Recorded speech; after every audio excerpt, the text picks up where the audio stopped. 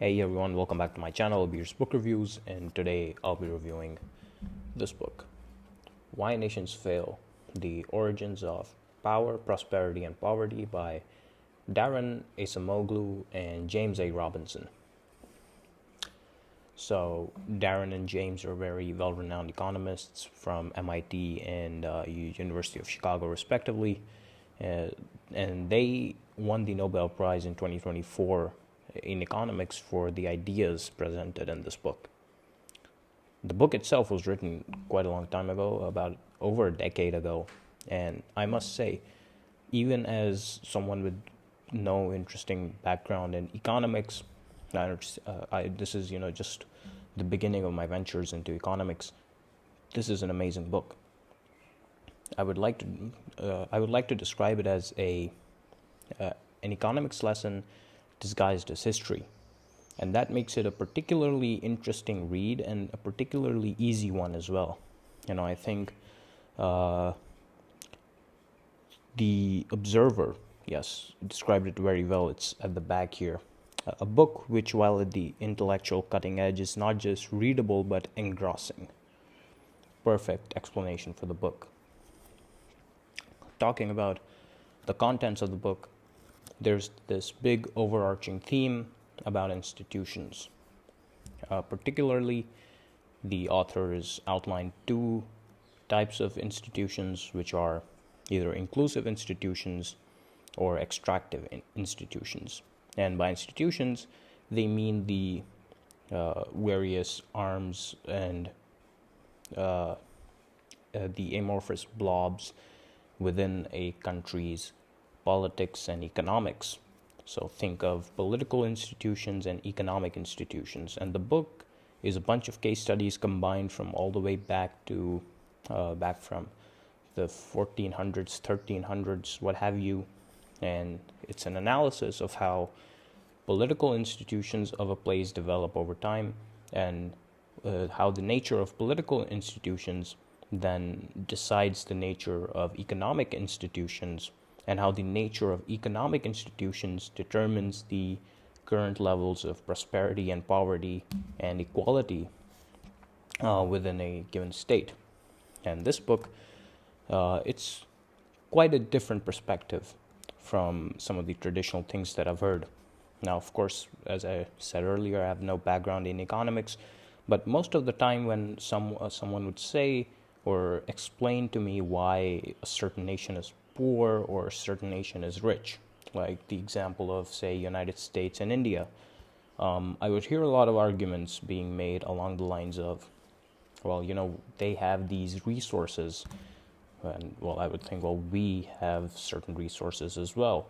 And then it would be, oh, but in the olden days, we had these the types of animals we domesticated were different, the types of crops we farmed were different, the types of people that came and colonized us that had something to do with these differences.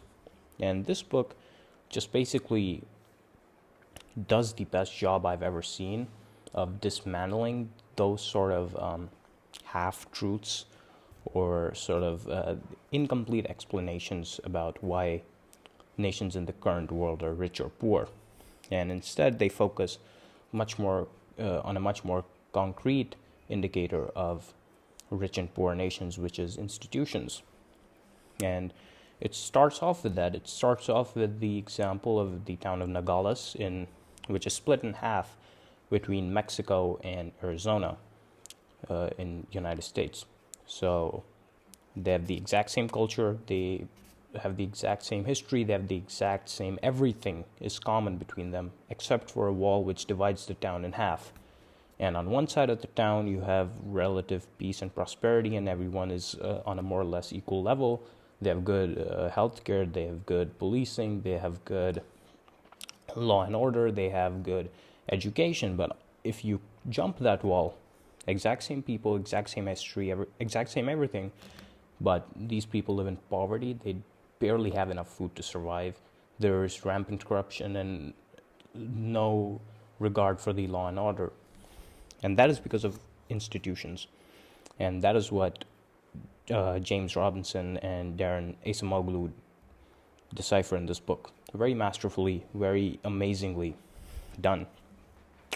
And it's not just cherry-picked examples of certain parts of the world or certain convenient things, that might have been easy for them to pick up. That's not why they won the Nobel Prize. They take a journey around the world from different time frames, jumping from Victorian England to China during the Opium Wars, and then back to the first time Spanish colonizers visited Southern America, then to the Americans' War of Independence, what happened with Africa, all of that. It's all in this book. Amazing read. I can go on talking about the things I learned from the book on and on, because it's absolutely amazing, the different perspective that it gives you. And I think that's really important because, a lot of times when people are having discussions about, again, as I said, why nations are rich or poor, it's a very surface level discussion in a lot of circles, especially ones, where people are not that into or that well versed or abreast with political history and economic history and whatnot. And so, there's a very convenient thing to say, oh yeah, that nation's corrupt. It has a lot of rampant corruption. The people do not do their job well.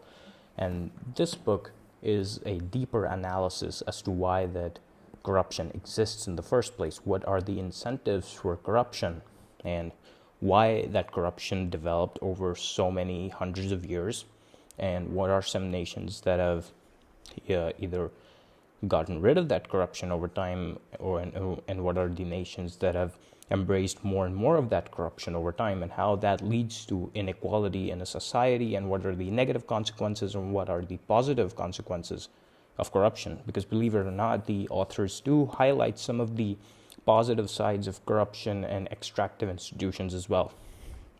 Again, as I said, it's a really amazing book. You're gonna have to read it for yourself. I would not recommend it as heavily as other books because it's very intensive in terms of economics and history. But if you have even a small inkling of it liking, or just an urge to learn why things are the way they are in the modern world, definitely pick up this book. It's an amazing read. I cannot begin to even explain the ideas presented here. I'm doing it very briefly. And again, I don't want to spoil this book for anyone. I've just given you a basic overarching theme of the book.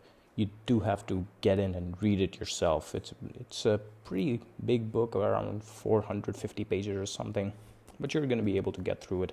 If you have any sort of interest in economics or politics or history even, just pick it up as a history lesson.